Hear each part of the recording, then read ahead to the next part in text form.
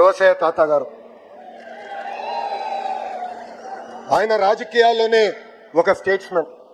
అలాంటి గొప్ప వ్యక్తుల్ని చూసి పెరిగిన వాడిని నేను. నాకు ఇప్పుడు కూడా బాగా గుర్తు, ఒక పక్కన చంద్రబాబు నాయుడు గారు, ఇంకో పక్కన రాజశేఖర రెడ్డి గారు హోరాహోరీగా చర్చించేవారు. కొన్నిసార్లు స్పీడ్గా మాట్లాడేవారు. కరెక్ట్గా నెక్స్ట్ డే పొద్దున 6ంటికి రోసయ్య తాత గారు బాబు గారికి ఫోన్ చేశారు. ఫోన్ చేసి కొంచెం నిన్న చర్చ స్పీడ్గా వెళ్ళింది, ఈరోజన్నా చాలా ఓపికగా ప్రజల సమస్యల గురించి మాట్లాడదాం బాబు గారు అని చెప్పిన గొప్ప వ్యక్తి రోసయ్య గారు. రాష్ట్ర విభజన తర్వాత ఆయన పుట్టినరోజు నాడే రోసయ్య తాతకు ఫోన్ చేశాడు.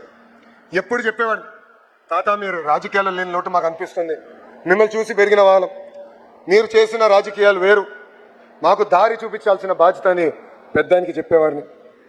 రాజకీయాలకు అతీతంగా ఆంధ్ర రాష్ట్రానికి అద్భుతంగా సేవ చేసిన వ్యక్తి రోసయ్య గారు.